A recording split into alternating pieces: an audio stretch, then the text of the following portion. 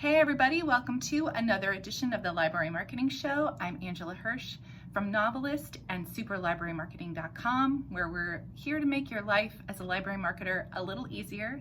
Today I'm shooting this video at Novelist headquarters in Durham, North Carolina.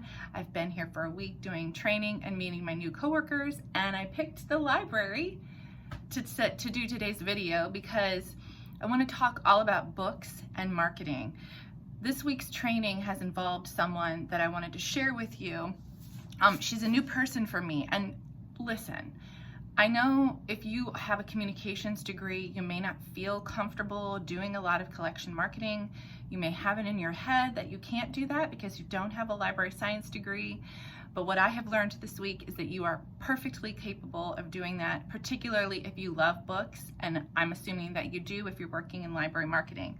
So the first thing I want to share with you is the website for the lady who did the training this week with us. It's raforall.blogspot.com, and the woman is Becky Spratford, and she's on Twitter at raforall, and she is a reader's advisory expert.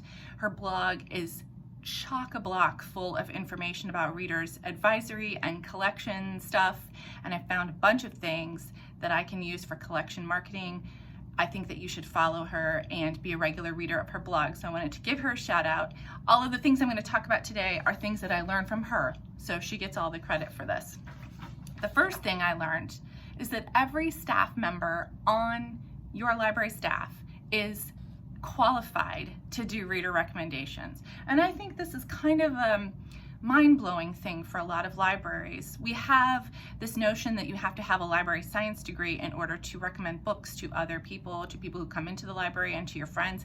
I've totally done it before. I've had friends ask me for reader recommendations, and I'll give them to them, but I always put, you know, I'm not a real librarian qualifier at the beginning of the sentence. I'm gonna stop doing that, because Becky has made me understand that if you are passionate about books and you read and you love talking about books, you are certainly qualified to do reader recommendations.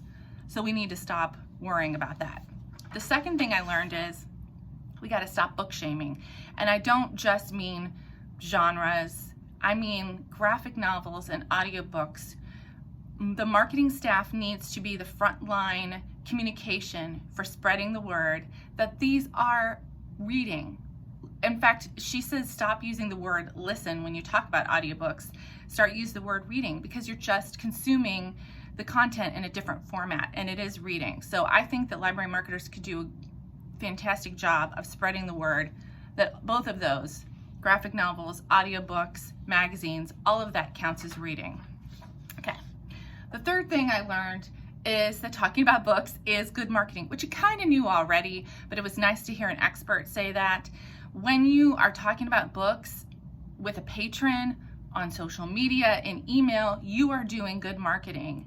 And she encourages us to get out of our offices, go upstairs or wherever your customers are located, because many of us in marketing are in an office off to the side or down in the basement, which is where I was.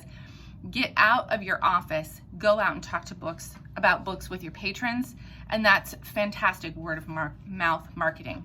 And then we did a lot of talking about this thing she calls book talk, which is the process of talking about a book, but she encourages us to book talk everything in our library. So you can book talk your library of things, you know, your Wi-Fi hotspots, your laptop dispenser. You can book talk your summer reading program. You can book talk your makerspace. You can do the same thing you would do when you talk to a patron about a book and do a recommendation with anything in your library. And again, that word of mouth promotion, we know from data, is one of the most effective ways to do marketing. So those are some things I learned from Becky. I want to thank her for coming to Novelist. And if you want some more information about collection marketing and things that I learned from Becky, go to SuperLibraryMarketing.com. I've got a post there with more stuff that I learned from Becky this week. Definitely follow her on Twitter. Definitely follow her blog. She's amazing. All right, we do have Kudos this week. They are going out to the Greenfield Public Library in Greenfield, Massachusetts. I picked them because I saw that they got some great press coverage this week for a pop-up library initiative, which I love. We have a tendency to think of our marketing as being pushed out to the public. In other words, it's coming from our building and going out into the community. And what Greenfield is doing is taking their marketing and going out and meeting people in the community. These are people who may never come into your building. They may not even know where the library is or that it exists or what it has. And Greenfield has taken the initiative to have pop-up libraries at Pride events and at farmers markets, and the initiative started just on a whim, but has expanded because it's successful. I think more libraries can do this. I think it's a great form of marketing, so kudos to Greenfield Public Library. Listen, if you have a topic that you want me to discuss on the Library Marketing Show, or if you want to nominate a library, even your own library, for Kudos of the Week, please email me at ahirsh@ebsco, that's ebsco.com, or go to superlibrarymarketing.com and click on the Library Marketing Show. There's a form you can fill out there to contact me. Thanks for watching, and I'll see you next week.